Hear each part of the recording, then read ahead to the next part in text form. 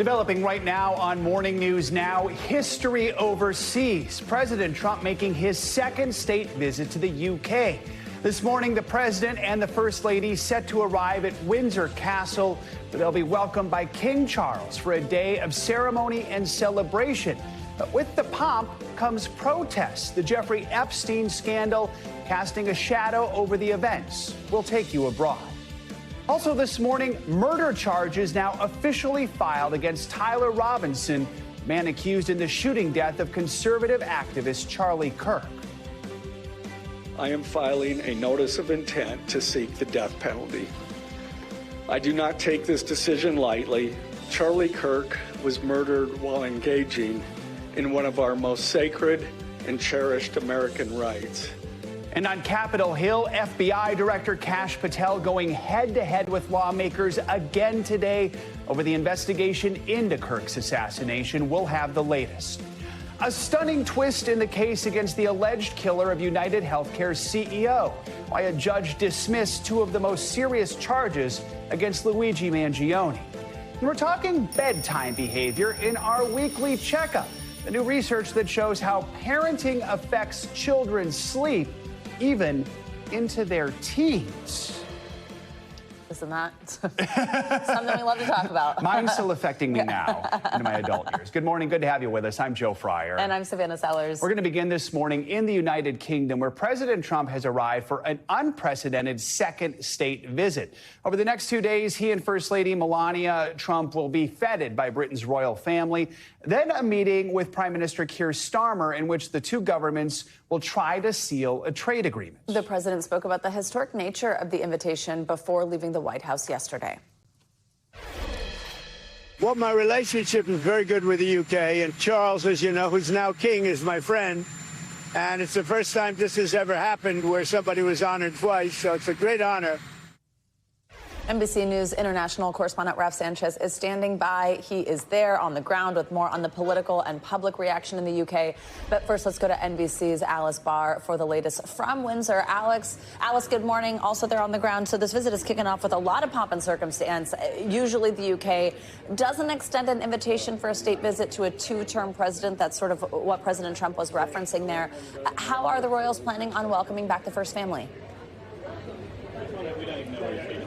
Good morning, Savannah. With a lot of ceremony, a lot of regalia, something that President Trump surely appreciates. And we are expecting that he could land really any minute now. We're sort of inside the window from when Marine One is set to land inside the castle walls here at Windsor Castle. And inside being the operative word, because all of the ceremonial events that are going to happen today for the president, the first lady, and the royal family will be behind the castle walls. That is intentional. It's part of the security, the immense security presence that is underway here for this state visit. Again, it is unprecedented to have a second one. Typically, a second-term president has maybe a tea with the monarch, a little more informal, though hard to imagine those sorts of settings being anything like informal themselves. But today is going to be the full red carpet treatment. In fact, it's expected to be the largest military contingent this country has seen for a visiting foreign leader in any kind of recent memory. There are anticipated to be more than 1,300 military personnel on hand, and there will be the traditional carriage ride that will be the president, the first lady, Princess Kate, Prince William, and King Charles and Queen Camilla, all to be on hand for that. But again, there are a number of people that have gathered here. They're not going to be able to see any of that as it happens behind the castle walls. So, Alice, that's all the fun stuff. When it comes to the official business, tomorrow the president meets with Prime Minister Keir Starmer. They have a lot to talk about between tariffs, and you got the war in Ukraine. What does the president's team hope to accomplish? Yeah. So he did say before taking off to head over here, the president said that UK Prime Minister Keir Starmer wants to see the U.S.-UK trade deal refined a little bit. It is still not finalized, so we expect that there may be some work there to get that, fully inked. And the president said that he was willing to sort of be helpful, that the UK was looking for a little bit better terms in some areas, and that he may be willing to do that. There are also a number of tech CEOs that are coming to to the UK at the same time, NVIDIA, Microsoft, OpenAI, and their presence here is certainly notable and points to, how much the business relationship between the U.S. and the UK is a focus here, not just the trade relationship, but there have been discussions. There's a pharmaceutical giant here in the UK that has pledged some $30 billion in investment into the U.S. And then those companies I mentioned, Microsoft, NVIDIA, are promising investments into the UK in AI. So a strengthening of ties economically. And then in terms of foreign wars, you mentioned Ukraine. There's no question that that is going to be top of mind, I think, both here inside Windsor Castle with King Charles and certainly with Keir Starmer, the Prime Minister, tomorrow. And in fact, I'm hearing just now the sound of helicopters. I believe that President Trump and the First Lady are set to land. I just saw one heading by. So we're about to see the beginning of the pomp and circumstance again before really more of the political tomorrow gets underway. Interesting to note that President Trump, before taking off, sort of put pressure on Ukrainian President Zelensky again, saying he has to get going to make a deal to end the war that Russia started. Joe and Savannah. Alice, thank you very much. For more, let's bring in NBC News international correspondent Raf Sanchez in London. So, Raf, I understand some massive demonstrations are expected to take place there today. What can you tell us about that? Yeah, Joe, it's going to be kind of a split-screen day here in the UK. You'll have that pomp and circumstance as the President and First Lady with the Royals at Windsor Castle. But here in London, we are expecting major demonstrations. We're in the center of the city right now. Tens of thousands of people later on today are expected to march down this road and into Parliament. They're gathering under the umbrella of the Stop Trump coalition, but it is a real range of causes, everything from the environment to Gaza to, President Trump's just sort of approach to democracy that British demonstrators will be gathering under. You mentioned the Jeffrey Epstein scandal. President Trump might have hoped to leave that behind in Washington, D.C., but last night a group of British demonstrators actually projected images of the president and the convicted sex offender onto the walls of Windsor Castle. The British ambassador in Washington was actually fired last week after it emerged that he not only signed that same birthday book for Epstein that President Trump is alleged to have signed, he denies that, but also that he had a pretty extensive email correspondence with Epstein. And it may very well be that the president and the prime minister get asked about that tomorrow at their press conference. Guys. Raf, security, of course, is a major concern. Obviously, there's been multiple attempts on President Trump's life. We have the Charlie Kirk shooting that has made lawmakers across the board really tighten up security. What are the plans here? How's the UK prepared for this? Yeah, British authorities are taking no chances here, Savannah. So this is going to be the largest security operation in this country since the coronation of King Charles 2 years ago. All day we've been seeing helicopters over London. There's a massive police presence on the streets here. You're going to see a lot of armed police and snipers, which is unusual in a country where most officers are not armed. We've seen speedboats patrolling the River Thames. They're looking for anything that's hidden there. And then here in London, you're going to see a lot of police on the streets as these protests get underway. Authorities say they haven't changed their plans in response to the assassination of Charlie Kirk, but they are certainly very aware of the political climate in the United States, and they are taking it into account. Guys. Raf, you also have the climate in the UK, the backdrop of political division, a royal family feud there. Can you explain what kind of environment the president is walking into and just what the British government hopes it gets out of this visit? So it's been very interesting, Joe, as you and Alice were talking about. It is very unusual. In fact, this is the first time that an American president has been invited to make 2 state visits to the UK. And the British government has been pretty transparent. They're the ones who make the decisions on these invitations, not the royal family. They understand that President Trump is enamored with the royal family. They feel that it is a kind of diplomatic card that they can play in these negotiations.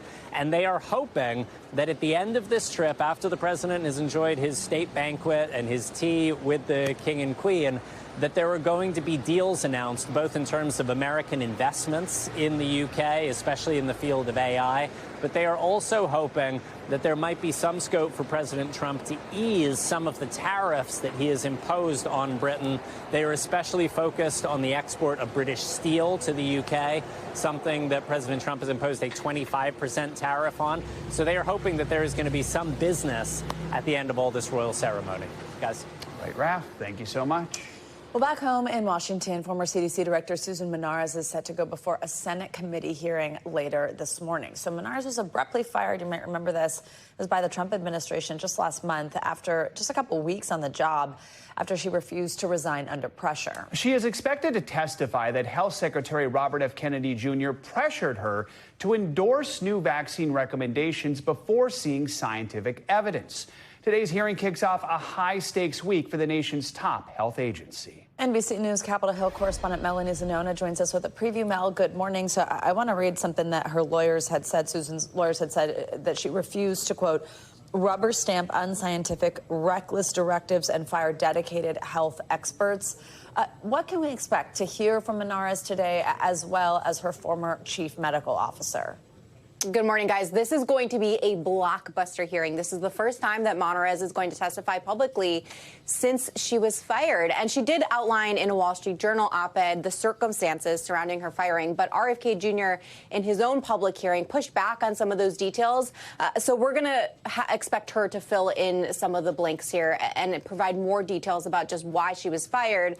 And one of the things that she had said was that she was asked to fire longstanding health officials, which she felt uncomfortable doing and didn't think there was any justification for doing. And then, of course, as you mentioned, she says she was pressured to pre-approving recommendations about vaccines before even seeing the scientific evidence. So I expect, in addition to that, her and her chief medical officer, former chief medical officer, will probably provide a broader look at just the type of pressure they were under to pursue directives and potentially, in some cases, go against the science and go against what they were comfortable with. So this is a huge moment that has a lot of stakes for public health, but also politically, because we're going to be watching out very closely to see whether Republicans still have confidence in RFK Jr., the health secretary, after this hearing. Mel, it's also an important week for the CDC. That's because the agency's advisory committee on immunization practices is set to meet beginning Thursday, tomorrow, to review and vote on several key vaccines. That includes COVID and measles. There's a lot at stake here when it comes to access to vaccines, insurance. What should we know about this? That's right. This hearing is set to approve potentially some new recommendations regarding a slew of vaccines from COVID to hepatitis B. And what's important to note here is that RFK Jr., after he took the job, he fired every single person on that board and replaced them with hand-picked allies. And so the concern is that they're going to approve new recommendations that could negatively impact things like the availability of the vaccines, the insurance companies' willingness to cover them. That is the huge concern. And when RFK Jr. was initially going through his confirmation promise, he promised he would leave that board alone. He did not keep that promise. That's another reason why we're wondering whether Republicans are still going to be backing the secretary after today. Mel, to switch it up here before we let you go, I do want to talk about this fight over government funding and a deadline. Again, a potential shutdown here. It's just 2 weeks away. House Republican leaders have released details about their bill to keep the government funded. That would go through November 21st. But where do things stand right now on negotiations? Is there any possibility of a bipartisan deal? Well, at this point, it looks like it's headed towards a showdown. Republicans unveiled their own plan without Democratic buy-in to avoid a government shutdown. It is a pretty simple, straightforward bill. It's a 7-week extension of the current levels. It also includes additional money for member security. That was something that was a huge concern, obviously, in the wake of the Charlie Kirk assassination. But Democrats have already rejected that proposal because they want to include key health care provisions, including these expiring subsidies for Obamacare that are set to expire at the end of the year. So we'll see if they back down. They need Democratic votes, at least in the Senate, to avoid a government shutdown. And the deadline is just a few weeks away, guys. All right, Mel, thank you so much. FBI Director Kash Patel is set to return to Capitol Hill this morning to testify before the House Judiciary Committee. Patel faced heated questioning yesterday during a Senate hearing over his leadership at the FBI. He was also pressed on the handling of the investigation into the murder of conservative activist Charlie Kirk. NBC News Chief Capitol Hill correspondent Ryan Nobles has more on the intense back and forth between Patel and lawmakers. FBI Director Kash Patel grilled by Democrats. I follow you on your social media posts, that It is tears my this country time apart. to address your falsehoods. Criticizing Patel for initially announcing, then taking back news a suspect was caught in the Charlie Kirk shooting investigation. So that was a mistake. I don't see it as a mistake. I see it as something working with the public to identify that there was a subject in custody. But Patel touting the FBI's record. This FBI is delivering the results we are delivering to include the lowest murder rate in modern U.S. history. And also making headlines on the investigation into Jeffrey Epstein. Who, if anyone, did Epstein traffic these young women to besides himself? Himself. There is no credible information. None. If there were, I would bring the case yesterday that he trafficked to other individuals. Democrat Adam Schiff arguing the administration has not been transparent about why Epstein co-conspirator Ghislaine Maxwell was moved to a lower security prison. You want the American people to believe that? Do you think they're stupid? No. I think the American people believe the truth, that I'm not in the weeds on the everyday movements of inmates.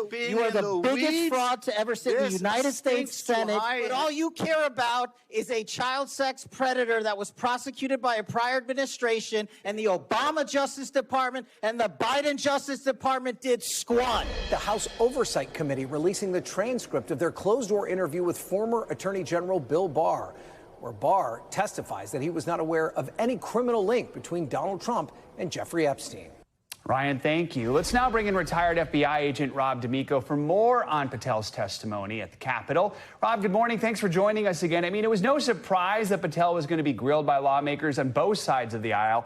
Things were tense at times, as we just saw there. As a veteran of the Bureau, what were some of your biggest takeaways from this hearing yesterday? My biggest was shock that he was so disrespectful. I mean, FBI directors have been up there before. There have been contentious hearings before, but none have ever gone off like he did, especially with like Adam Schiff. It was an embarrassment to the Bureau. Here's a person that is in charge of the entire, national law enforcement agency, the FBI, dealing with crisis matters and crisis negotiations and all these other things. And he can't remain calm, even when he's being grilled. Even if he had just said, Senator, I don't believe what you're saying. I think and remain calm. I think he would have stood out as, okay, above all of this. But I think he was performing. He's performing for an audience of one. Patel was also pressed by Democratic Illinois Senator Dick Durbin. This is over the recent firings of FBI agents. I want to play some of that, and we'll talk right after.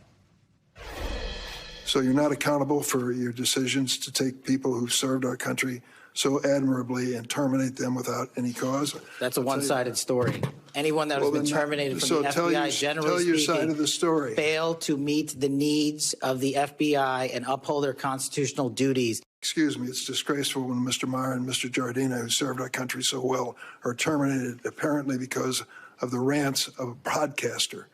That is your opinion. It is not a fact. Well, it's certainly my opinion. I can back up with fact.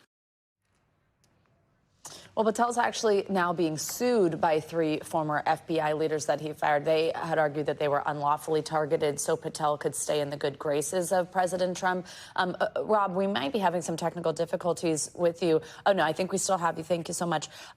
Walk us through, as a retired FBI agent, the pressure that it comes to upholding their duties and kind of the extraordinary step of the fact that they're suing here.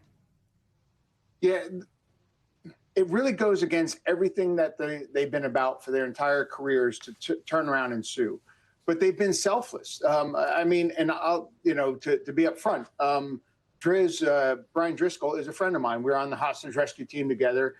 Here's a guy that's been awarded for covert ops overseas, helping nationally, with a very high risk arrest. He's not a person to be in the spotlight. He doesn't like that.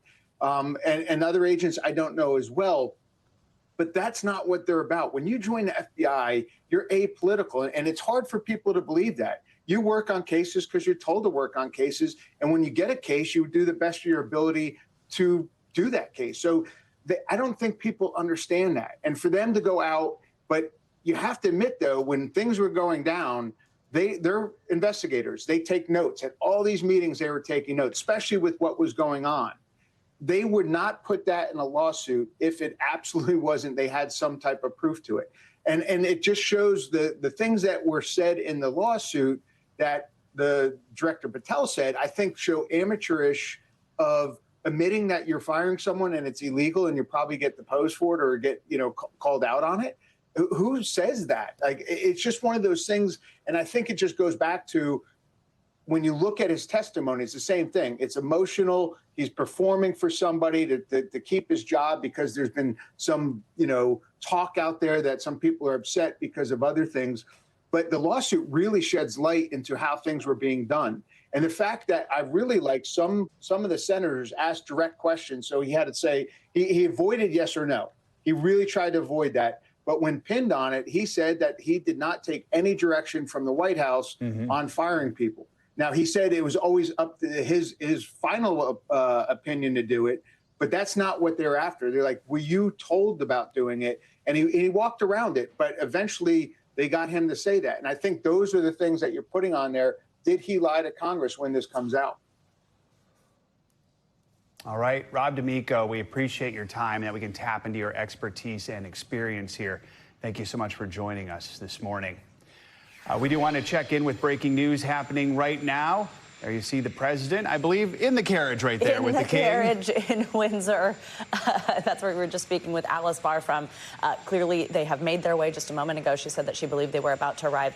The president on the ground there, being greeted by the royal family. We've been saying it, pomp and circumstance, but there's the carriage and the horses. It doesn't get any more pompish or circumstance-ish than being with the royal family there in the UK. Certainly a big event there. We'll continue to check in throughout the morning. Yeah, we'll bring you updates from the ground.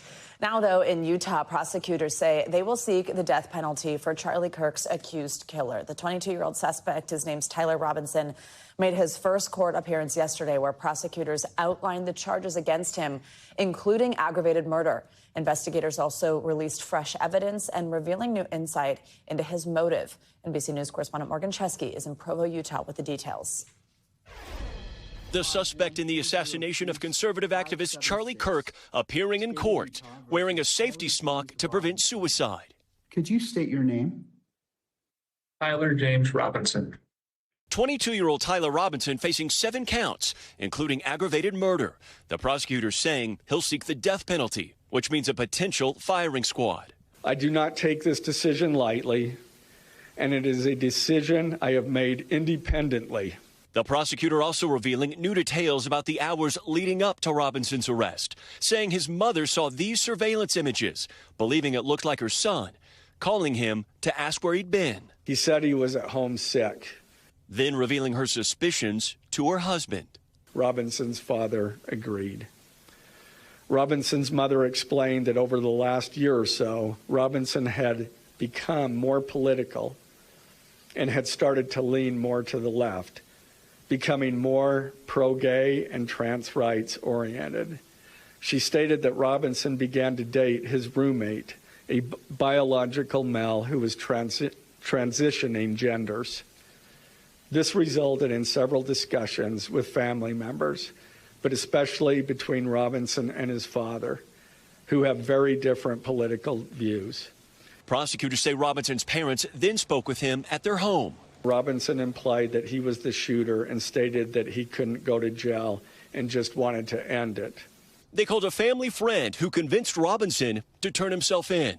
We're also learning more about disturbing text messages. Prosecutors say he sent his roommate the day of the shooting, telling the roommate to look under his keyboard. The roommate looked under the keyboard and found a note that stated, quote, "I had the opportunity to take out Charlie Kirk, and I'm going to take it." The prosecutor saying the roommate later texted, "You weren't the one who did it, right?"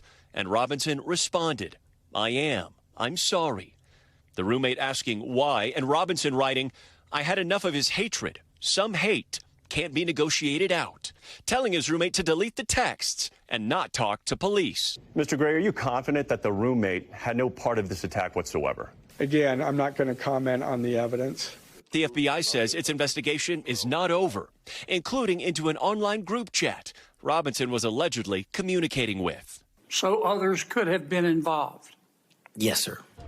Authorities also shared additional evidence they believe ties Robinson to this crime, but pointing to a DNA match on the trigger of that bolt-action rifle they say Robinson used, as well as target boards with bullet holes in them inside his apartment. Not only that, but they say included in that text message exchange between Robinson and his roommate, when the roommate asked him how long he had been planning this, authorities say he allegedly responded, over a week. Morgan Chesky, NBC News, Provo, Utah. Here in New York, a court hearing for Luigi Mangione took a surprising turn yesterday. The judge took the step of dismissing two of the most serious charges he's facing for allegedly murdering United Healthcare CEO Brian Thompson. NBC News senior national correspondent Stephanie Gosk was in the courtroom and has the story. Luigi Mangione was escorted into New York State Court cuffed and in prison clothes just before the judge handed down a surprise decision dropping the two terrorism charges in the case. How big a blow is this to the Manhattan DA? This is a huge blow for the prosecution and a win for the defense. This takes first-degree murder off the table. The penalty is much less now. Prosecutors accused Mangione of committing an act of terrorism when he gunned down United Healthcare CEO Brian Thompson in Manhattan last December. In its most basic terms, this was a killing that was intended to evoke terror. In his decision, the judge said Mangione was clearly expressing an animus toward the healthcare industry, but the evidence failed to prove he committed the crime to coerce or intimidate a civilian population. The terrorism charges dropped! Outside the courthouse, Mangione's supporters cheered the decision. But he still faces 9 state charges, including second-degree murder, which could mean life in prison, and 4 federal charges, including one carrying a possible death sentence. The 27-year-old pleaded not guilty in both cases. A fund set up to pay for his legal expenses now tops more than $1.2 million. Trial dates have yet to be set for New York City in the state and federal case. Mangione's next court appearance is scheduled for November in Pennsylvania, where he faces multiple charges, including gun possession. He's yet to enter a plea in that case. Back to you. Stephanie, thank you. Well, in California, the Menendez brothers have lost their long-shot bid for a new trial. A Los Angeles judge ruled Eric and Lyle Menendez did not meet the threshold to overturn their murder convictions. In a 16-page ruling, the judge said the brothers failed to show enough evidence that their convictions were unjust. Earlier this year, a different judge resentenced each of the brothers to 50 years to life for the 1989 murders of their parents on the basis of their conduct in prison, making them eligible for parole. However, that path to freedom was blocked when each brother was denied parole for 3 years by a state panel last month. The brothers have also appealed to Governor Gavin Newsom for clemency, but he has yet to respond. All right, get your umbrellas out. Some showers are expected in pockets from coast to coast today. We've got more now with your Morning News Now weather. Okay, also, Angie Lassman's here in studio. It was chilly here this morning. It was. We have those onshore winds behind this area of low pressure, guys, that has left us feeling a little cooler than we have in previous days, but also unsettled across much of the mid-Atlantic and parts of the Northeast. So here's the deal with what we have right now. Still this area kind of spinning just off to the east of the coast there for places like Atlantic City. You're getting some of that rain spinning on in, and it stretches inland too, just east of Roanoke, dealing with some of those showers. And then farther to the north, you can see some of these showers kind of dissipating, but still hanging out near the coast. And that's the general idea of what we're going to deal with. The system, at least the low pressure, will start to weaken as it kind of drifts to the north.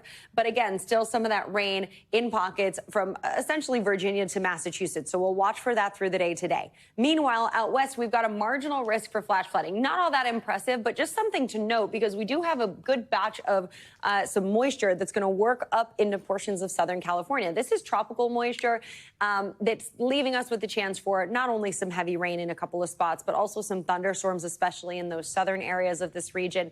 By tomorrow, we'll see most of that working through in the morning hours and then even stretching up into the central portions of the state. So we'll still be dealing with the potential for some heavy rain in a really short period of time. Impressive, not quite as impressive rainfall totals, but of course we know how fickle this area is, especially when you consider burn scars and things like that.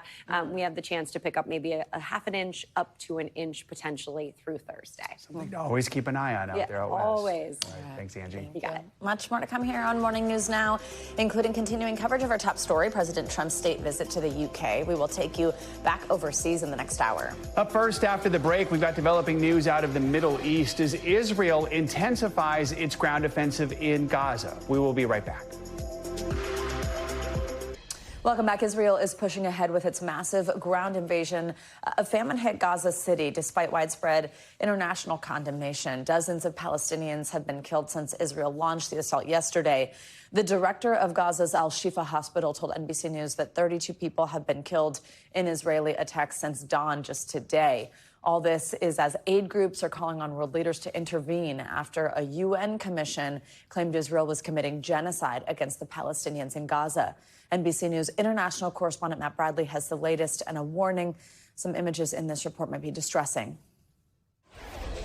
In Gaza City, the anguish of Israel's fresh offensive is already being felt. This man lost his daughter in an Israeli airstrike. Gazan health officials say about 100 people have been killed since dawn. An entire family, she said, my daughter's children, my daughter and her husband. Scenes like this, part of why a new report from an independent UN commission says Israel is committing genocide. Israel's foreign ministry slammed the report as distorted and false. Amid a worsening humanitarian crisis, attacks sent hundreds of thousands evacuating to uncertain safety. Witnesses said this family's truck was hit as they fled. Israel's military had called up some 60,000 reservists for the offensive. Our objective is to enhance the strikes on Hamas until its decisive defeat, said the head of the IDF. But Israelis worry this new incursion could jeopardize the remaining 20 hostages still thought to be alive.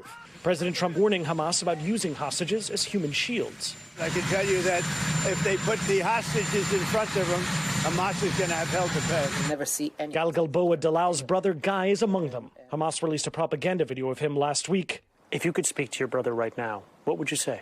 I would tell him that I can see on his eyes, I can see on him how afraid he is, how frightened he is, how sick and tired and missing home. But I also see the hope that he still carry. Matt Bradley, NBC News, Tel Aviv. New this morning, the wife of late Russian opposition leader Alexei Navalny is claiming her husband was poisoned. NBC News international correspondent Claudio Lavanga joins us live with details on that and other world news for us in 60 seconds. Claudio, good morning. Josefina, good morning. Well, that's right. The wife of Alexei Navalny, the Russian opposition leader who died in prison in 2024, says that she has now evidence that her husband was poisoned and killed. Now, in a video posted on X, Yulia Navalnaya said the biological material from Navalny smuggled abroad was examined by 2 different laboratories, and both reached the same conclusion, that her husband was poisoned and killed. The Kremlin spokesperson said he doesn't know and cannot say anything about her allegations. Let's go to Germany now, where the main suspect in the disappearance of Madeleine McCann was released from prison today after serving a sentence on other charges. German police say 49-year-old Christian Bruckner remains the main suspect in the disappearance of the British girl in a holiday resort in Portugal in 2007, but there is not enough evidence to keep him in prison. And let's end this tour of the world in Malawi, where votes from Tuesday's presidential election are still being counted. Voters had to choose between giving the current president, Lazarus Chakwera, a second term or elect a leader among 16 other candidates. The elected president won't have much time to celebrate, though, because he will have to urgently tackle the country's soaring inflation, cost of living crisis, and critical fuel shortages. Back to you guys. All right, Claudio, thank you so much. Coming up, a growing debate over vaccines in America. I don't want him to have to worry about diseases that we've been able to prevent. When we come back, we're going to take you to West Virginia, where a legal battle is now taking shape. Plus, high risk, what researchers are saying about a link between cannabis use and diabetes. Dr. Azar is in for your weekly checkup. That is next on Morning News Now. We're back now with more on the growing legal battle over vaccine mandates in schools. West Virginia was one of just 5 states that did not allow for religious exemptions to its school vaccine mandates. But now an executive order from the state's governor is setting up a legal battle in the state. NBC News correspondent Valerie Castro has the details. Good morning. How are you? It's Tuesday morning at the Jackson home in St. Albans, West Virginia. You ready to get dressed? 10-year-old Maxwell has FOXG1 syndrome, a rare genetic disorder, and other health conditions. Epilepsy, hypotonia, microcephaly, cortical vision impairment. He is nonverbal and he has a G-tube for eating. His mother, Marissa, spends all morning just getting him ready for school. For children like Maxwell, it can be difficult to fight off an illness like the common cold. A more serious illness could be life-threatening. Maybe they survive the illness itself, but there's something secondary that happens that maybe they don't recover from. That's the part that is very scary that we try to prevent. Maxwell, are you ready to go to school today? No. Maxwell is up to date on his state-mandated vaccines to attend public school, but in the future, some of his classmates might not be. Have a great day at school, okay? Newly elected Republican Governor Patrick Morrisey issued an executive order on his first day of office, calling for a change to the state's vaccine exemptions. The current policy, which does not recognize a religious and conscientious exemption for vaccines, that is being changed. West Virginia is one of a few states that only allowed medical exemptions and had one of the highest childhood vaccination rates in the country. In 2023, 98% of kindergartners were up to date.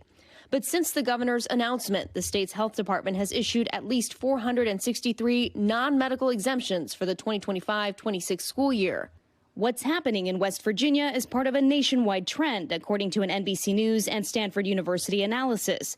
53% of U.S. counties saw exemption rates more than double from the first year of available data to the most recent. And 77% of U.S. counties have seen a decline in vaccination rates since 2019. I don't want him to have to worry about diseases that we've been able to prevent. After the governor's executive order, Marissa wrote to her state delegate asking that the current state law be upheld. This is part of our civic duty, is to reach out to our delegates and make our voice heard. Lawmakers rejecting a bill that would have put those non-medical exemptions into state law, but the governor doubling down, backed by the Trump administration. The Department of Health and Human Services telling the state it must recognize religious exemptions to receive funding for a critical childhood vaccine program. Now this battle playing out in the courts with two competing lawsuits. Now we're in a situation where we have an executive order that conflicts with the state code, and the courts are the ones left to sort out what rules are going to apply to parents and teachers and school boards. Aubrey Sparks, an attorney with the ACLU, represents Marissa and another family in a lawsuit against the state health department. On a separate case, 3 other families are suing the Board of Education, asking for their non-medical exemptions to be allowed, which a court granted. The lawyer for those families declining an interview with NBC News. Last month, a court in Raleigh County consolidated both cases, meaning they'll be considered jointly. West Virginia law is clear on that point, that the governor can't make the law different just because he wants it to be different. For Maxwell, a life of homeschool would be the safest bet, but also an isolating one. I think that's critical for his development, to be around other children his age. It's his right. It's his constitutional right to have a free and public education. Our thanks to Valerie for that report.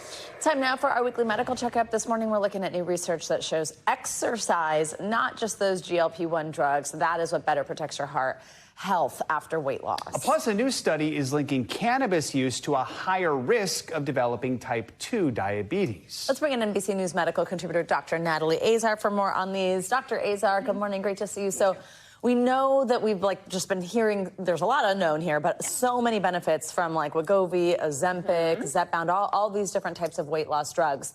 But tell us what this is here, that some of it's just good old-fashioned hit in the gym. Exercise. I know. We have this feeling that GLP-1s can do just about anything, and they really do feel like they do just about anything. This was a really interesting study.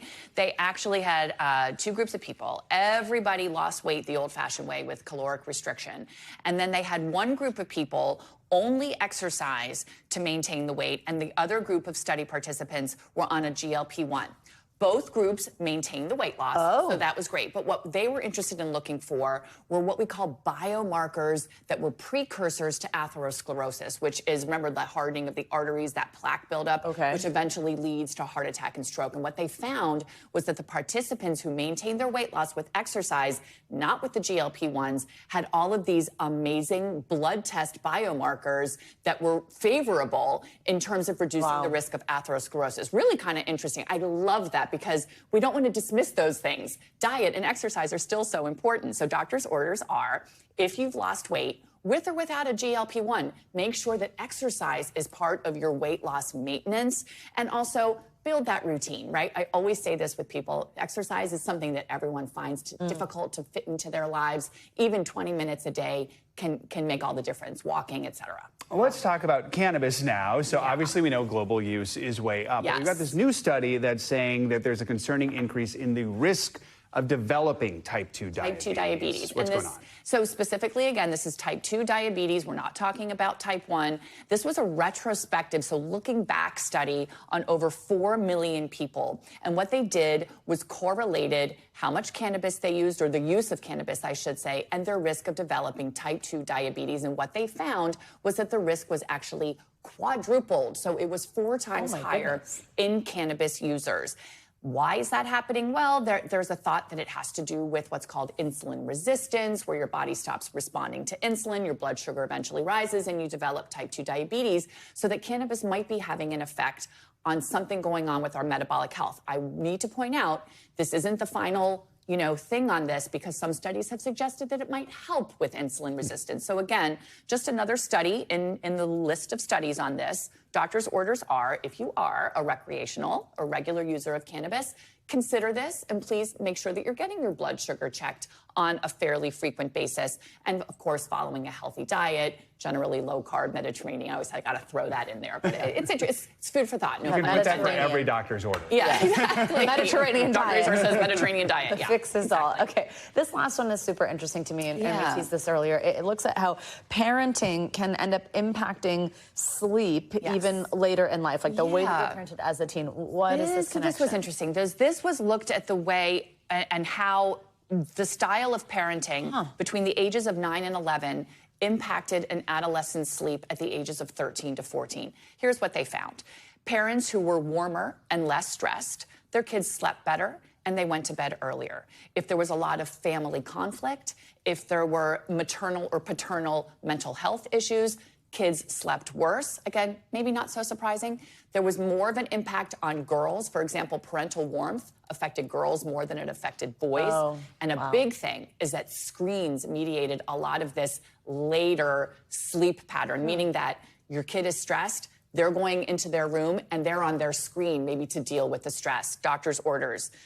Kind of sounds a little funny. No fighting before bedtime. But consider as part of your bedtime routine a calming, nurturing, warm environment for your children. And of course, got to do the plug about screen time, especially for kids, an hour before bedtime. Phones, tablets, etc. need to go away. Oh, yeah, and maybe not charge in the bedroom where they can do and no TVs in the bed, like all of that stuff. Or build a moat between a moat. I like that. And the phones. Right. Exactly. All right. Thank you, doctor. You're welcome. Coming up, safety concerns over Tesla's self-driving technology. Some drivers sounding the alarm, saying their cars failed to stop at railroad crossings. The warning next. You're watching Morning News Now. We are back now with an NBC News investigation. Some Tesla owners are complaining about the car's full self-driving technology, saying it doesn't always stop at railroad crossings. NBC News senior national correspondent Tom Costello has more.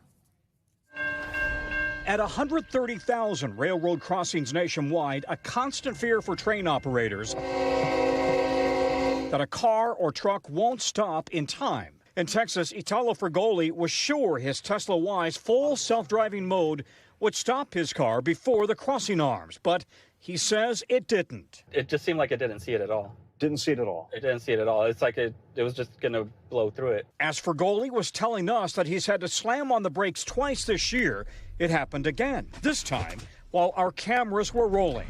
Well, there you go. Sheesh. What the heck? Look again. His Tesla only comes to a stop after Fragoli hit the brakes, even though the car was in semi-autonomous mode. And other Tesla drivers have similar complaints. An NBC News investigation interviewed 6 other drivers reporting Tesla's full self-driving software failed to recognize rail crossing since 2023. In one case, going through the crossing arms. At least one car drove onto the tracks and under a train. NBC News also found at least 40 examples online of drivers reporting similar mishaps. The railroad industry has been warning for years that autonomous vehicles must be able to recognize not just the lights and the gates, but also the locomotive, the whistles, the bells, and the horns. It's not a figment of anybody's imagination. It's been repeated over and over again, reported all around the news. MIT researcher Brian Reamer says the challenge for engineers is to teach the software how to recognize a very wide variety of train crossings. Humans have the ability to decipher differences in railroad crossings that we probably have yet to fully teach machines how to. The National Highway Traffic Safety Administration tells NBC News it's aware of the incidents and has been in communication with Tesla. Tesla did not respond to NBC's request for comment, though there are video examples online of Teslas coming to a complete stop before railroad crossings. For Fergoli, this was a close call. Yeah, it was. It was. 3 close calls too many. You have to be alert. You have to be aware of what's going on around you. Tesla itself warns drivers not to rely on the auto driving software. Tom Costello, NBC News, Murphy, Texas. Let's get a check now at some $ headlines. Meta's annual Connect event is kicking off today with some highly anticipated surprises expected. CBC's Silvana Hanau is that another Money News. Hey, Silvana. Hey guys, good morning to you. So Meta's holding its annual Connect hardware event today with a keynote by CEO Mark Zuckerberg. That'll be this evening. Now, the company is expected to unveil new smart glasses with a small display that'll be in the right lens that reportedly can be controlled with hand gestures through a wristband.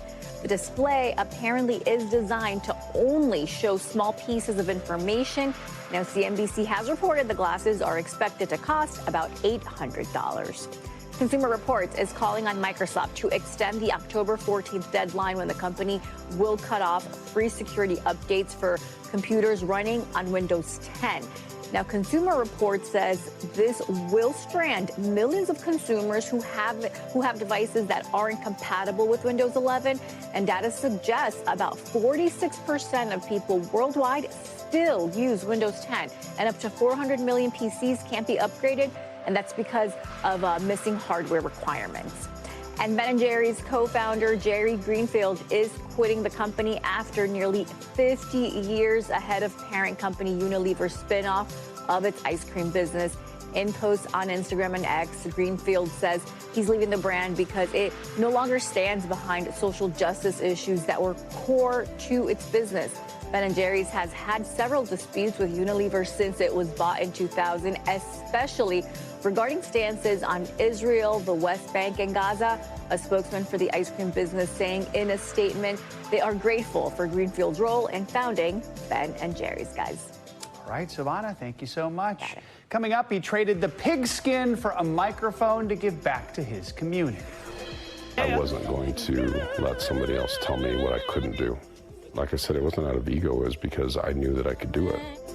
When we come back, we'll introduce you to the former college football star who gave up a career in sports to become an opera singer. This is Morning News Now.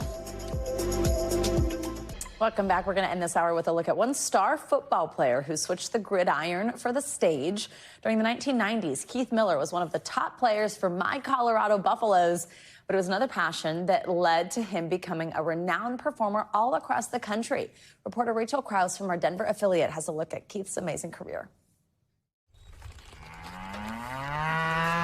Open this. Yeah, we'll do them in here. This one's big.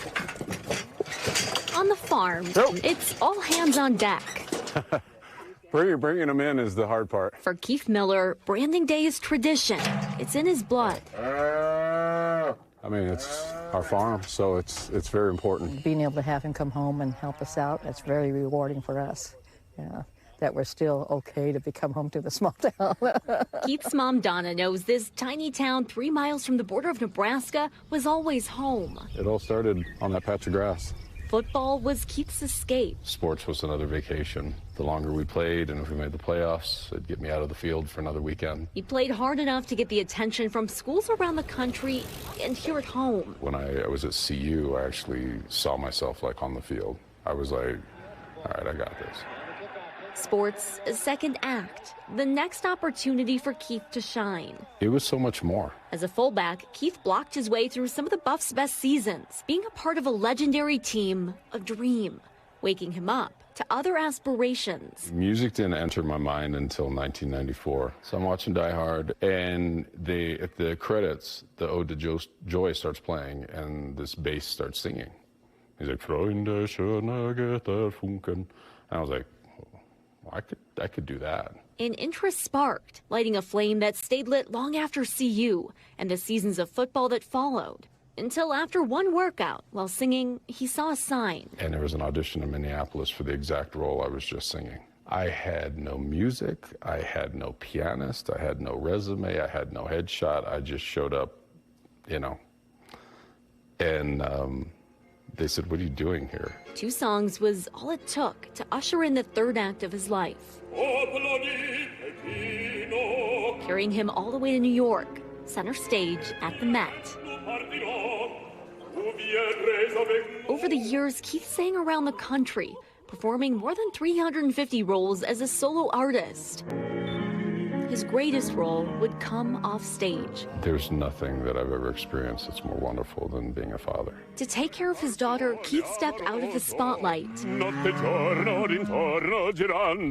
But his heart and his voice carried his family home to Colorado. There's a need for music and culture and arts here. Right on the piano. Sing louder. Sing it. He's created a program bringing musicians and performers to Gunnison. Let the piano carry you up there. Bum, ba, bum. He's much louder than you are. Giving kids a chance to grow. Allowing them to work with the best. A lot of kids, not just here, they need to know that people see things in them that are beyond what they see in themselves. Let's see. Here you go. For Keith, this festival and its future is paying forward all the opportunities he's been given. They need to know that a dream can come true. From the farm to the field to the stage and now behind the scenes, Keith's passion is allowing him to shine. Sound. I wasn't going to let somebody else tell me what I couldn't do. Like I said, it wasn't out of ego, it was because I knew that I could do it. Close your eyes, sing. What's the rain feel like? Knowing wherever life carries him. Good. The first one is this beautiful on my own. His next act may be his best. So that's where you want to go every time. All right, thanks to Rachel Krause for that story. Just incredible. Miller has now been inducted, get this, into both the Colorado Music Hall of Fame and the University of Colorado Hall of Honor. That's going to do it for this hour of Morning News Now. Stay with us, though. The news continues right now.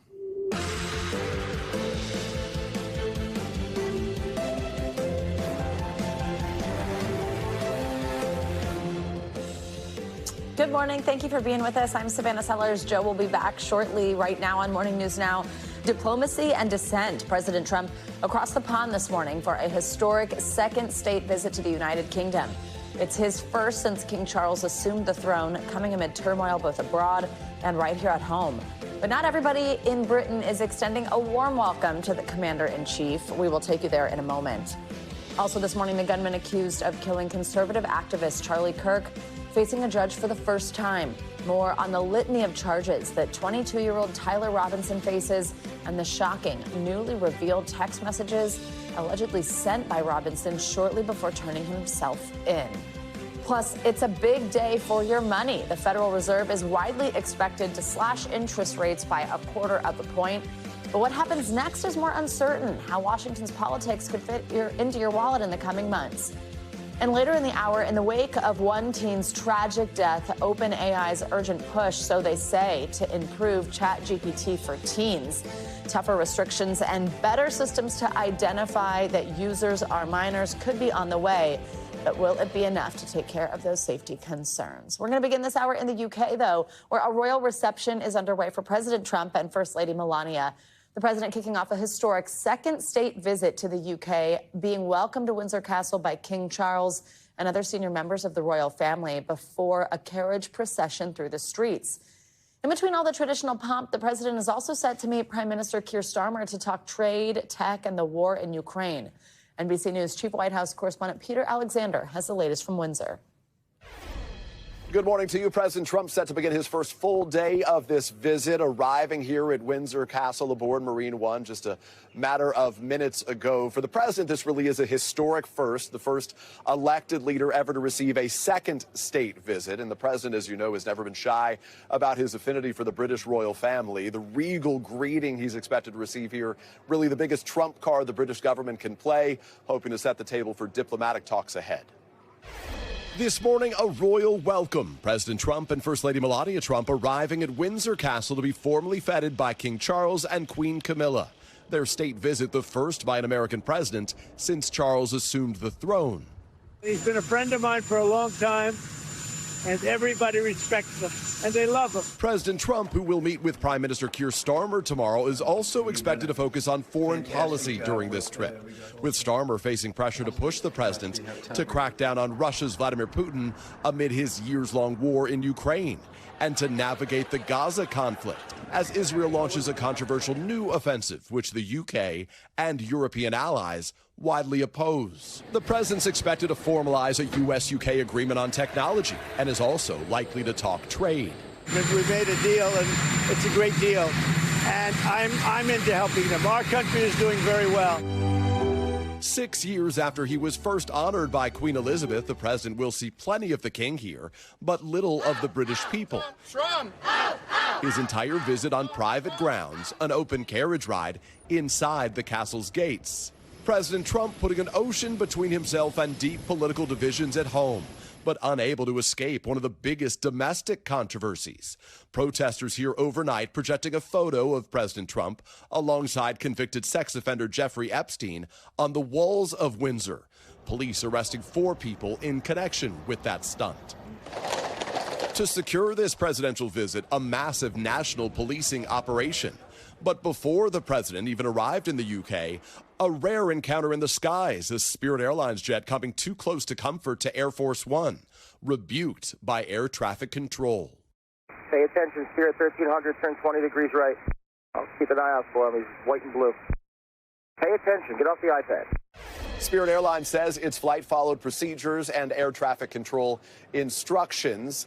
There is a much more festive spectacle expected in the sky here today, with American and British fighter jets scheduled to whiz by in a first-of-its-kind military flyover, what they call a fly past here, to celebrate the American president. Back to you. All right, Peter, thank you. Well, classes are back in session this morning at Utah Valley University for the first time since last week's on-campus killing of conservative activist Charlie Kirk. The suspect in his murder is now facing 7 charges, including aggravated murder, with prosecutors revealing new details about the events leading to his arrest. NBC News correspondent Morgan Chesky is in Spanish Fork, Utah, with the latest. Tyler James Robinson, the suspect in the killing of Charlie Kirk, facing a Utah judge for the first time. 22-year-old Tyler Robinson appearing remotely from jail as the judge read off 7 felony counts, including aggravated murder. The prosecutor saying he would seek the death penalty. The prosecution revealing that Robinson's mother recognized him in these surveillance images. His parents and a family friend convincing Robinson to turn himself in. Robinson's mother explained that over the last year or so, Robinson had become more political and had started to lean more to the left, becoming more pro-gay and trans rights oriented. She stated that Robinson began to date his roommate, a biological male who was transitioning genders. We're also learning more about text messages prosecutors say Robinson sent after the shooting, telling his roommate to look under his computer keyboard, where they found a note that contained a chilling message. Quote, "I had the opportunity to take out Charlie Kirk, and I'm going to take it." The prosecutor says the roommate later texted, "You weren't the one who did it, right?" And Robinson responded, "I am. I'm sorry." Adding, "I had enough of his hatred. Some hate can't be negotiated out." Earlier in the day, FBI Director Kash Patel grilled by Democrats for his handling of the Kirk investigation, including a social media post he sent out prematurely, announcing a subject was in custody before later walking it back. So that was a mistake. I don't see it as a mistake. I see it as something working with the public to identify that there was a subject. It comes as members of the Trump administration vow to punish Americans critical of Charlie Kirk following his murder. Overnight, former President Barack Obama speaking out about the killing and its aftermath, saying, quote, "At moments like this, when tensions are high, then part of the job of the president is to pull people together."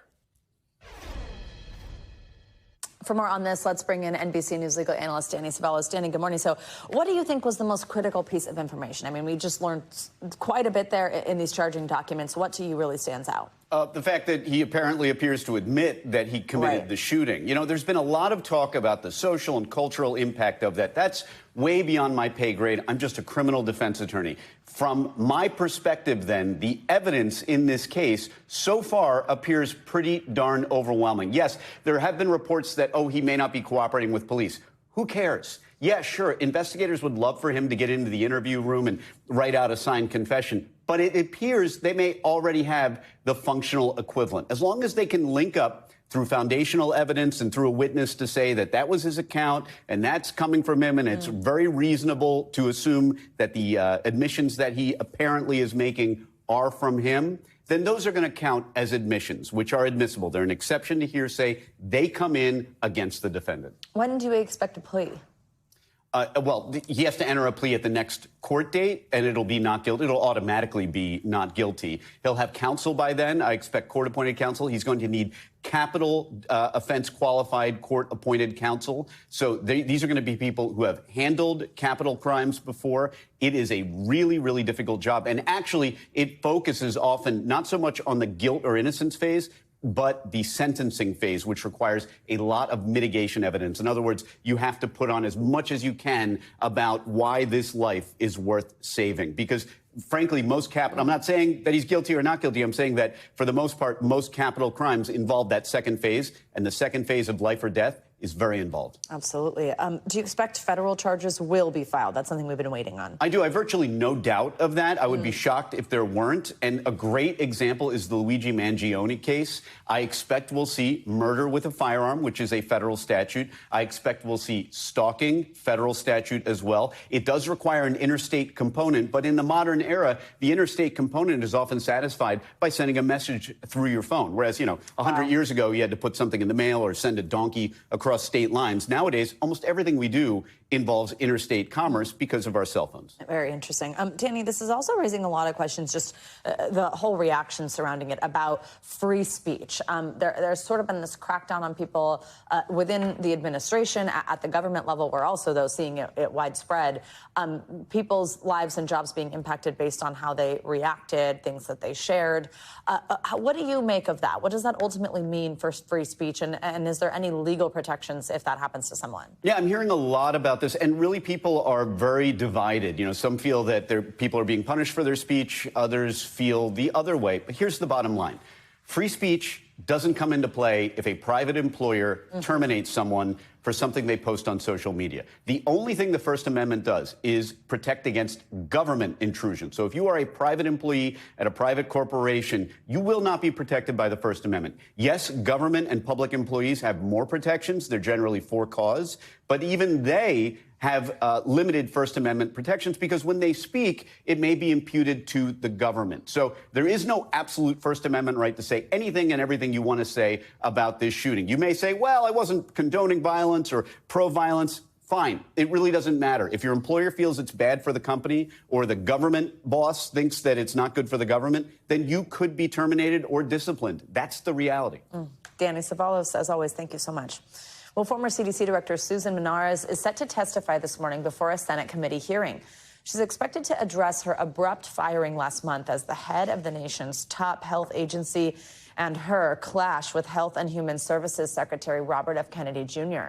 NBC News Chief Capitol Hill correspondent Ryan Nobles joins us with a preview from inside that hearing room. Hey, Ryan, good morning. Hey, Savannah, good morning. And no doubt, all eyes in this room later this morning will be on Dr. Susan Menares, where she's expected to publicly contradict the testimony of Health and Human Services Secretary Robert F. Kennedy Jr. about her firing, which came after only about a month on the job. Menares and Kennedy clashed over his direction of the CDC and its guidance around vaccines. Today, the fired director of the nation's top public health agency set to share her story with Congress. Dr. Susan Menares, a Trump appointee, was ousted as director of the CDC by Health and Human Services Secretary Robert F. Kennedy Jr. in August, less than a month after she was confirmed. I will ensure all recommendations are backed by publicly available gold standard science. According to a copy of her prepared remarks obtained by NBC News, Menarez will tell a Senate panel that she, quote, was fired for holding the line on scientific integrity, saying the HHS secretary told her he could not trust her, as the two clashed over his efforts to reshape the CDC's vaccine advisory panel. Menarez adding, quote, I had refused to commit to approving vaccine recommendations without evidence, fire career officials without cause, or resign. I told the secretary that if he believed that he could not trust me, he could fire me.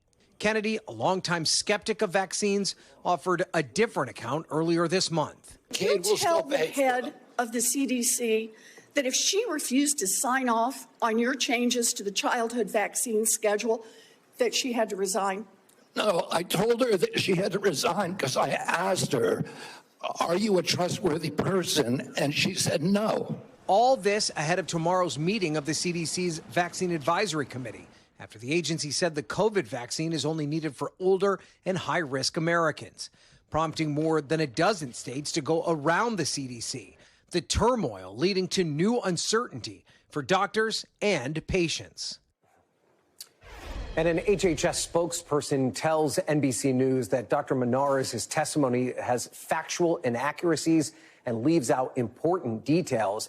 In addition to Menarez, we'll also hear from today from Dr. Deborah Horry, who's another CDC official. She resigned in protest over what she called Kennedy's efforts to politicize the agency. Savannah? All right, Ryan, thank you so much. Well, Decision Day is here for the Federal Reserve. Later this afternoon, the central bank is widely expected to announce the first interest rate cut of the year. It comes amid slowing job growth and rising inflation after we've seen President Trump's trade tariffs start to take effect. NBC News senior business correspondent Christine Romans, she is with us today. She is in Washington there. She'll be headed to the Fed for this announcement. Christine, good morning. Great to have you with us. So just remind us, what exactly is expected today in terms of like how big that cut's going to be and the impact that's going to have on consumers? Look, it's a big day in the nation's capital for your money, right? Because this will be the first rate cut. We're expecting the first rate cut since late last year. And while the size of the cut might be small, really curious about what the Fed signals about the path of interest rates going forward. And what's so important about this, you've already seen mortgage rates moving lower in anticipation of this first rate cut in almost a year. Look at that mortgage rate there, a 30-year fixed, 6.13%. That's the best number that many home buyers and people who recently bought a home have seen in 3 years. Average credit card interest rates, 20%. That's record high. You could see those start to drift lower if the Fed begins to lower interest rates. HELOCs, home equity lines of credit, those could go down. Car loans could go down as well. I mentioned that HELOC because it's really important. In light of that really big credit card interest rate number I just showed you, for those people out there with a lot of debt that they need to consolidate, might be time to consider as these rates start to move lower, try to consider how to get that high interest credit card debt under control. So that's why a Fed rate move is so important for, you know, our kitchen table economics. Absolutely. And Christine, what about the rest of the year? I mean, how much more could we see rate cuts by? That will be the big mystery, and that's what we'll all be really tuned in for. 2 p.m. Eastern time, we get the Fed's decision. 2:30, the Fed chief, Jay Powell, will have a press conference. We'll be in there. We'll be able to ask him those questions. We'll be able to see what the Fed members, it's not just Jay Powell, by the way, who makes this decision. It's a board of governors, a board of decision makers who decide what should happen with interest rates. And they can signal what they want to do going out in the next couple of meetings for the rest of the year. I think there's one in October and one in December. So we'll really be watching carefully, Savannah, to see if they signal that there are more rate cuts to come. But the Fed is like, has this tightrope to walk. I mean, on the one hand, inflation is still too high. When you cut interest rates when inflation is too high, that can make inflation worse. So you don't want that. But on the other hand, we're seeing signs that the labor market is weakening. And you have to cut interest rates to support the labor market. Do you see this contradictory decision-making the Fed has to do, all while it's under all this incredible pressure from its critics? Absolutely. Christine, also, though, on the political side of things, we know President Trump has been pushing for a rate cut for some time now. He also appointed a new Fed governor.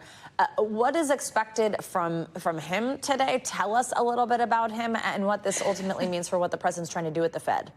For those of us who've watched this very boring, cautious body, the Federal Reserve, this most important central bank in the world for many years, this is the most drama we've had around who's around that table and what they're going to do. There is now someone named Stephen Myron who has been appointed to a very short 4-month empty seat on the board. He was approved. He was confirmed by the Senate just recently, in hours ago. I think Monday night he was approved by the Senate, and he will be around that table. But also Lisa Cook, who is another Fed governor who the president told her she was fired, that he wanted her out. An appeals court said, no, she can continue to do her job while the president continues to make these allegations of mortgage fraud that so far have been unsubstantiated. So you have all of this drama around the board of this really sort of staid institution.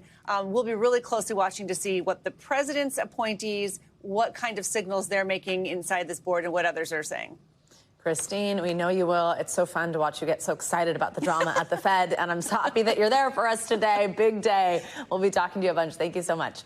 Let's get you to weather now. Both the East and West Coasts are in for some wet weather today. We're going to check that with Angie Lassman, who's here in studio with us. Hi, Angie. Good morning. Hi, Savannah. Good morning. We've also got the tropics to talk about. It's been nearly 3 weeks without an organized system, and that changed today. We've now got Tropical Depression 7. This is kind of what we expected, but here's the latest details. This is more than 1,000 miles to the east-southeast of the northern Leeward Islands. Winds are coming in at 35 miles per hour, and it's going to move west, at least for right now, at about 13 miles per hour. Here's that latest track that we just got from the National Hurricane Center. Notice it likely will become a tropical storm and then eventually a Category 1 hurricane down the line. Tropical storm is going to be short term, so probably within the next day. And then by the time we get into the later parts of your weekend, you'll notice that we do start to see some intensification with this system. Now, it does have that turn that we're expecting here as we get into the early parts of next week. But still, places like Bermuda should watch this as we get into the early parts of our next work week. And either way, we're going to keep a close eye on this. It is, of course, the most active part, typically, historically, of hurricane season. But it really hasn't been. So lots going on, and we'll continue to keep a close eye there. And speaking about lots going on, we've had quite a busy couple of, 24 to 48 hours across parts of the mid-Atlantic. We've got a coastal low that has been hanging out there and leaving us unsettled. And the flooding concern is going to be, again, in the picture today. You can see some of the rain that we're already dealing with. Atlantic City points south, back towards the west, moving across Washington, D.C. You're kind of in and out of these pockets of rain. And we're going to get some of that spinning on into parts of the Northeast and New England as well as the day goes on. The low will just kind of hang out in that same area. It does look to weaken, but it's going to slowly shift a little farther to the north. Doesn't make a whole lot of difference when it comes to the forecast for folks across this region because the rain, basically the spotty showers are still going to be into the picture. So heads up there, you'll want your umbrella with you. Also wanting your umbrella out west. Now, notice it's just a marginal risk of flash flooding across this region, but we've got some tropical moisture. What was Mario is now a weakened kind of batch of moisture that we're watching approach California. So it looks like as we get into the evening hours tonight, we'll see the rain chances ramp up. We'll have periods of heavy rain there, a couple of thunderstorms possible across the southern areas through the day today. And then as we get into tomorrow, it'll be the central parts of the state that get in on the action as well. This doesn't look to be a whole lot of rain, but it will be some pockets of heavy rain in a short period of time. So we'll watch for some flooding in burn scar areas or some minor localized flooding as well. And otherwise, temperatures looking pretty warm across the middle of the country, especially the Midwest and down to the South, Savannah. We've still got 90s in Fort Worth and high 80s in Minneapolis. Oh, wow. And it'll kind of remain that way, at least as we get into tomorrow, with temperatures in that same area into the 90s. Okay, today, though, I feel like it's even that 80 is going to be a soft 80. There's something going on where it still feels chilly. Well, that area of low pressure is just to the south of New York, and that's bringing in those onshore winds, leaving us with a little bit of a touch of kind of a a chill. I brought my jacket today. This period where we're back and forth, I know. It's my closet doesn't know what to do. Am I sweater weather or not? I don't know. Just bring the layer with you, I think. Thanks, Angie. You got it. All right, there's much more to come here on Morning News Now, including orcas on the attack overseas, caught on camera, this ramming of a tourist boat off the coast of Portugal. It's the latest in a string of violent encounters with humans that's got scientists stumped. First, so after the break, Israel ramping up its military offensive in Gaza City this morning. Palestinians seen fleeing their homes, and now one UN commission is calling Israel's push a genocide. We've got international reaction next. Welcome back. Israeli ground troops are pushing deeper into Gaza City this morning. That is despite global condemnation of the military operation and also a UN commission saying that Israel was committing genocide in Gaza. The director of Gaza's Al-Shifa hospital told NBC News that 32 people have been killed in Israeli attacks just since dawn, adding to the dozens more local health officials say have been killed since Israel launched this offensive yesterday. This video we're going to show you, it's obtained by NBC News. It shows the moment an Israeli strike hit a mosque in Gaza City. The ongoing death and destruction is being strongly criticized by the UN Secretary General, who had this to say about this. We are seeing massive killing of civilians in a way that I do not remember in any conflict since I am Secretary General. The truth is that this is something that it is morally, politically, and legally intolerable. NBC News international correspondent Matt Bradley joins us now from Tel Aviv. So, Matt, what is the latest out of Gaza City this morning, and where are the thousands of Palestinians fleeing to now? As you just mentioned, Joe, the Israelis are now pushing deeper into Gaza City, which has been stricken by famine and bombardments for much of the past couple of weeks, and actually for the past 2 years, really. But Gaza City had been spared some of the worst that the Israeli army meted out on other areas of Gaza, which is why this is such a novel incursion into Gaza City itself, the largest, most populous area in Gaza. And the Israelis said that they launched airstrikes at over 100 Hamas targets, and they said that now they're opening the Salahuddin Road. Now, this is an ancient roadway that really runs the entire length of the Gaza Strip north to south. They're opening it for 48 hours to allow for Palestinians to try to leave to go south to the areas that the Israelis have designated as humanitarian zones. There's a lot of reluctance, though, among Palestinians. Some of them can't afford to move. Some of them have been displaced by the Israelis in the past, more than once, several times over. They know what to expect, and they say they're going to take their risks in Gaza City despite what's coming. Matt, since the UN Commission said yesterday that Israel was committing this genocide in Gaza, we've seen major aid groups coming out and calling on world leaders to intervene. The U.S. still backing Israel. What could we see, though, from potentially some European leaders here? What type of action? Yeah, that's right, Savannah. I mean, we've already heard from other organizations like Amnesty International called this a genocide quite a while ago. Now, what we're hearing from these European leaders and from others who have been harshly critical of Israel the entire time, there's not necessarily a whole lot left that they can do. This will change the conversation around what's going on in the Gaza Strip by having this UN commission, which doesn't speak for the United Nations, but is very much listened to. You heard the Secretary General just a moment ago. He did not embrace that term genocide. He would speak for the United Nations. But we are going to be seeing probably more criticism coming from these European countries.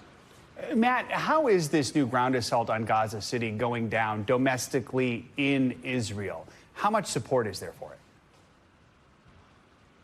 Well, it's only been the second day right now, so we don't exactly have a clear picture of Israeli support. There have been protests before this and actually over the past 2 days, ever since this started, led by the family members of those remaining hostages, of whom there are thought to be about 20 left in the Gaza Strip who are alive, them saying that this is something that could risk the lives of their loved ones who are still being held in the Gaza Strip, because it's thought by Israeli security officials that some, but not all, of the remaining hostages are still in Gaza City.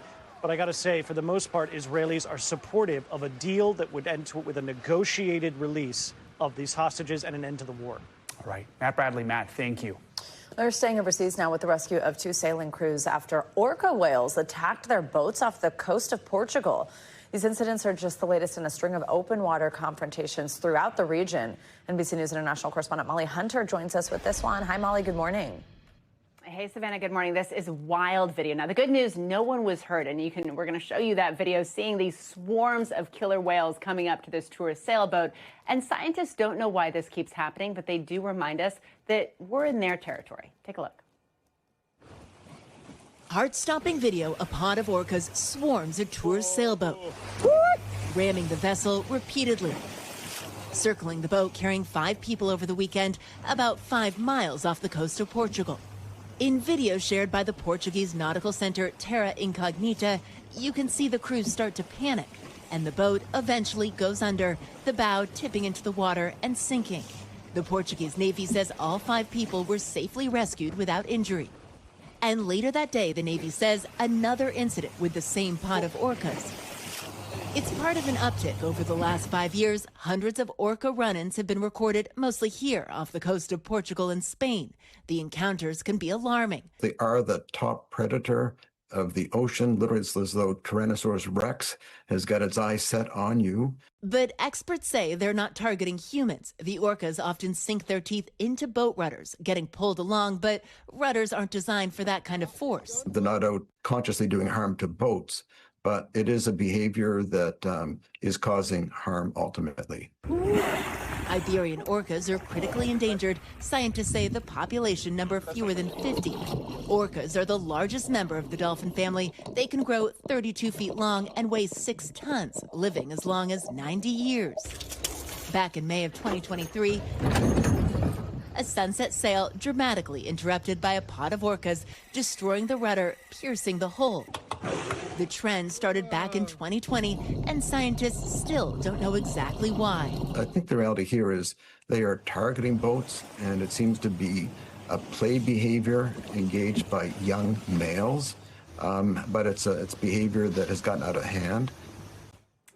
Behavior that's gotten out of hand. Now, scientists have a lot of theories out there, and they say, most of them agree, that they're not attacks. They're not aggressive kind of territorial defense attacks. As you just heard from one of the scientists in our piece, is that it's a form of playing, and they believe that it's even learned behavior, that teenagers kind of mimic each other, and that it might be somewhat of a teenage fad. Savannah? All right. Ooh, a teenage fad. Wow. You never think about it like that. Molly, thank you so much. Coming up, at a time when near unprecedented showings of political violence dominate the headlines, the Trump administration is slashing government funding for programs designed to prevent just that. After the break, we'll introduce you to some of those programs' success stories, including a would-be school shooter who now embraces empathy and kindness over hate and the impacts that those cuts might have. Stay with us.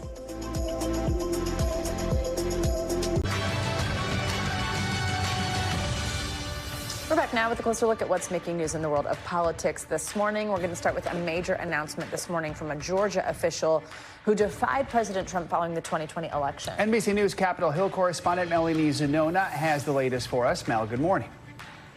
Good morning, guys. We begin with some breaking news in politics world.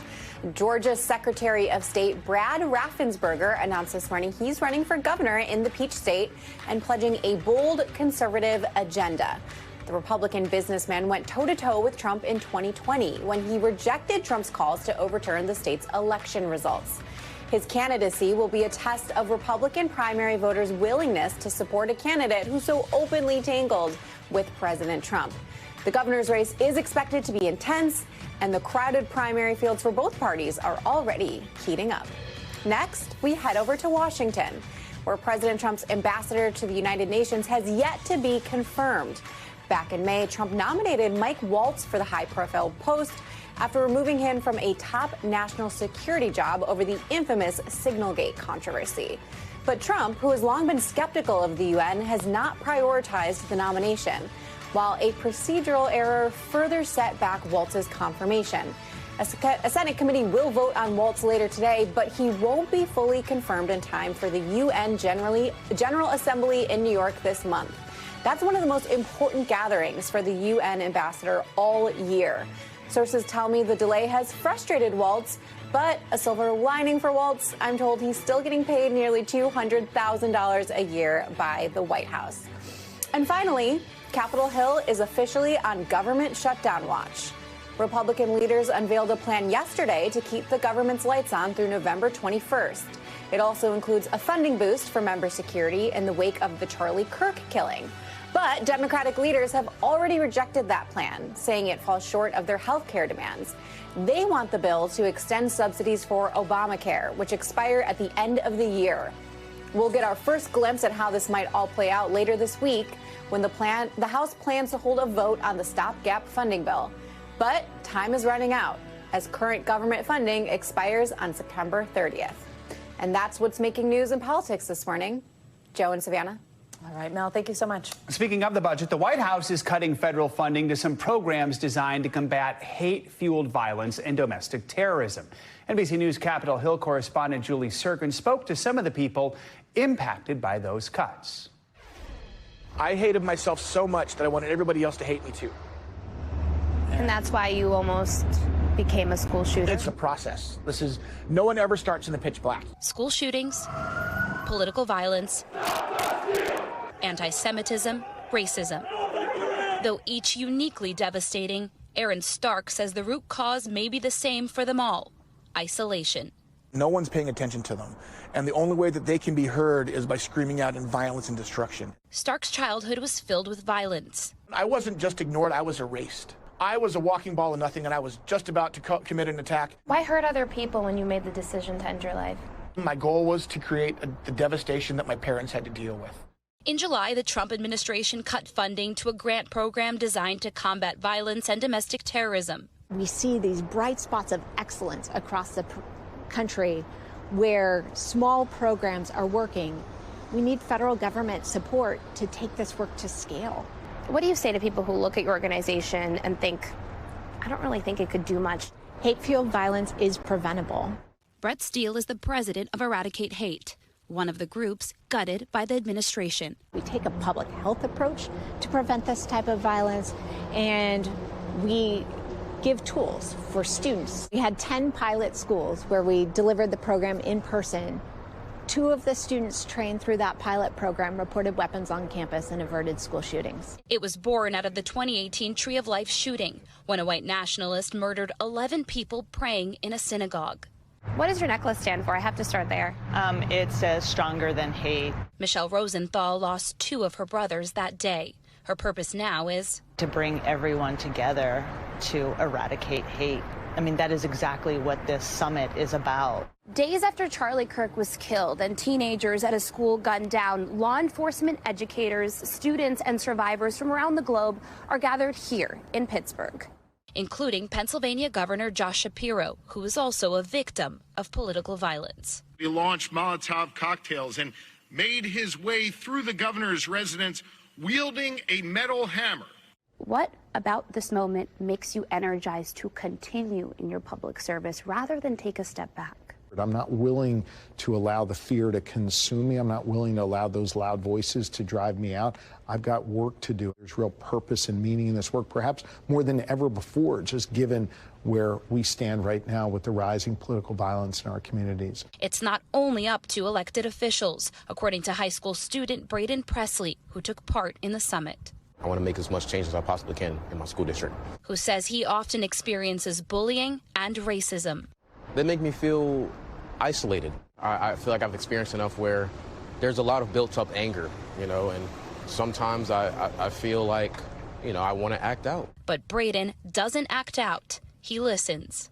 If you sat me down with a white supremacist, I would gladly sit down and talk to him. I want to hear his perspective. I want to hear, why do you hate me? It's that dialogue that saved Aaron, too, who now helps law enforcement root out domestic extremism. Give love to the ones that you think deserve it the least because they need it the most. Aaron, Braden, and Michelle are united by one thing: empathy and kindness. Be kind to one another. Yes, yes, yes. We're not heading in a very good direction, especially my generation. We are the future of this country. Julie Sirkin, NBC News. Coming up, OpenAI, is saying they will zero in on safety for some of ChatGPT's youngest users. When we come back, the tech titan's new protections aimed at teens and how one family's heartbreaking tragedy plays into these latest updates. That's next on Morning News Now. Welcome back. One of the world's biggest AI companies says it's developing new guardrails designed to protect kids. In a blog post yesterday, Sam Altman, CEO of ChatGPT, the developer OpenAI, said this is a new and powerful technology and we believe minors need significant protection. For more on this, let's bring in Kevin Collier. He's an NBC News Digital reporter covering cybersecurity, privacy, technology policy. Hey, Kevin, great to have you with us. So the company says these changes will mean that users essentially essentially have to convince ChatGPT they are 18, and then minors are kind of going to get this different version of the chatbot with some more guardrails around it, certain topics that will essentially be off limits or kind of avoided in a certain way. But I do want to stress that this is not happening yet. And also the company gave no timeline for it to happen. It's not like they said, hey, we're rolling this out today, which is kind of interesting because often that is how these announcements are made in this space. So what do you think about that? And what do we know about how it's going to work? Well, how it's going to work, maybe that's easier to start with. The main delineating mark, at least as they've announced it, is that it's going to start automatically detecting a user. It's not like you have to prove it to start. So you can sort of think of this as they're addressing the problem of how to tell the difference between a teen and adult user by just throwing more AI at it. The AI will make that decision. Altman said yesterday that in areas where it's ambiguous, they're going to default to the version that's aimed at younger viewers or users. And they may start asking for IDs down the road, but that's not actually in place yet. And I do think it's worth noting, they say it's not intended for users under 13. It's just not intended, but there are no safety mechanisms that prevent someone, 12 or younger from actually using ChatGPT. And these changes were announced hours before lawmakers on Capitol Hill heard from the parents of teenagers who died by suicide after interacting with chatbots. One of those cases now the subject of a lawsuit against OpenAI. It's an issue we've been covering the past several weeks. What did the parents have to say? I mean, their stories are heartbreaking. They're begging for regulation. Some don't think that the AI companies are ever going to be up to this task. And others are insisting that the chatbots just be rolled out more slowly, more carefully, not just kind of like release the public first with some safeguards and then fixed on the fly when there are horrible consequences like that. Kevin, also part of the issue, right, is that we're not really seeing a lot of safety protections. We're certainly not seeing regulation from lawmakers from Washington that's keeping pace at all, sort of with the growth of this technology. What kinds of measures do safety groups want to see? Yeah, I mean, especially the White House has been really clear. They won't oppose essentially any regulation whatsoever on any AI systems. These companies are, the restriction ideas are kind of all over the place. Age restrictions is one of the big ones. These companies are really in a high stakes race against each other to become the dominant AI. One of them will eventually probably sort of reap the benefits of being the AI company. And they're really jostling for position. So they're under all this pressure from their investors to break out new models as quickly as possible. And they do some testing before they release. But, a lot of these parents are saying, safety groups are saying, you don't do nearly enough before you release them to the public. Kevin, thank you so much for joining us. And by the way, if you or anyone you know is struggling, you can call or text the Suicide and Crisis Lifeline at 988. We've got some more business news now. StubHub is in the Wall Street spotlight this morning for its long-awaited stock market debut. NBC's Silvana Hanal joins us with that and other money news. Hey, Silvana. Hey, Savannah. Hey, Joe. Good morning. Yeah, so StubHub pricing its IPO in the middle of the expected range, and that values the ticket platform at roughly $8 billion. Now, the IPO market, it's on a hot streak with the shares of Klarna and crypto platform Gemini jumping in their debuts in recent weeks. Now, StubHub tried to go public last year after sales boomed from Taylor Swift's Eras Tour, but it put those plans on hold because of market volatility. Uber is launching safaris in Kenya's Nairobi National Park, the world's only wildlife reserve inside a capital city. Now, Uber is eyeing a piece of the $4 billion tourism market in Kenya, targeting thousands of business travelers wanting a quick expedition. With Uber Safari, you can pre-book day or night adventures for a 3-hour guided tour to watch lions, rhinos, giraffes, zebras, and more. And the world's appetite for matcha is about to be tested. Global demand for the powdered tea has soared, fueled by consumer interest in its health benefits and, of course, by those bright green matcha lattes posted on social media. U.S. retail sales are up more than 80% from 3 years ago, but there is trouble in the market as bad weather has hurt the harvest in Japan, and China faces labor shortages and high prices. Americans also, they're being affected by tariffs on imports from China and Japan, guys.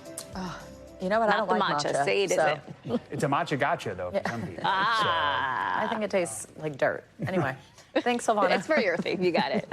There's a special opportunity for anyone visiting the nation's capital over the next couple weeks. For the first time in history, the original documents for the full Constitution and amendments are on display, alongside the Declaration of Independence. It comes as our country is counting down to next year, marking America's 250th birthday.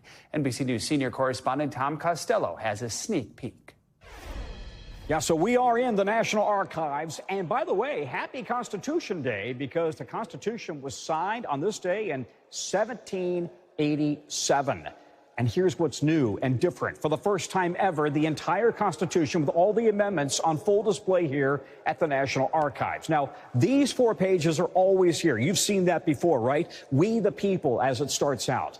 And then all of the amendments. But did you know that there is a 5th page to the Constitution? It is right here, only seen for the second time ever. And look who signed it right there, President George Washington. Inside the rotunda of the National Archives Museum, history on full display. We the people is us. It's me, it's you. For the first time ever, the complete United States Constitution and every amendment is out for visitors to get an up-close look at the work of America's founding fathers. This Constitution's a mess. So it needs amendments. It's full of contradictions. So is independence. The new temporary exhibit includes the rarely displayed 5th page, signed by the man who became America's first president. You can come here, look at George Washington's signature. He was the president of the convention. That instruction for states on how to ratify the Constitution now sits in elaborate and very heavy airproof glass displays. The idea is that this will preserve the document for 100 years. Also now enclosed for the public to view, the 11th through 27th Amendments, which include topics like voting rights, equal protections for citizens, and the abolition of slavery. The Constitution wasn't written for me, but I'm in the Constitution now. Shirley Westbrook brought her grandson Rodney to the archives for the first time on Tuesday. You can't learn it all of it in the classroom. And that's exactly what the team at the archives is hoping visitors will take away. It shows that our country is evolving, and it shows that these are living documents that are still relevant to our country today. The 2-week exhibit comes at a time of hyperpolarization when some may think America is more divided than united. Given everything that's happening in our country right now and the political climate, having a direct personal connection to this document is really important to me to understand what it means and just to be in the presence of really the foundation of this country and what our democracy is. All of it as the United States prepares for a major milestone next July, marking 250 years since the Declaration of Independence. A nationwide celebration with fireworks, sporting events, and a massive festival on the National Mall. For now, back inside the archives, an important history lesson for visitors of all ages. This is what got it going. This is what kicked it off. I'm really glad that we got to see it because that's a real big piece of history and that we should all learn about. By the way, we can't use TV lights in here because the lights could damage the documents. But look at how the paper evolved, right? Here's the initial parchment paper that you had the amendments on. But now let's take a look, and the most recent amendment was ratified in 1992, and take a look at how that typeset. Now we've gone to a full typeset as opposed to the old kind of script that you had from the 1780s and 90s. A fascinating walk through history. You can see this at the National Archives only for 2 weeks. It's free to the public, but you want to come and try to get a view if you can, because it is living history, the living document of the Constitution and all 27 amendments on display now in Washington. Back to you. All right, Tom, thank you. It's going to do it for this hour of Morning News Now. Stay with us, though. The news continues right now. We thank you for watching. And remember, stay updated on breaking news and top stories on the NBC News app or watch live on our YouTube channel.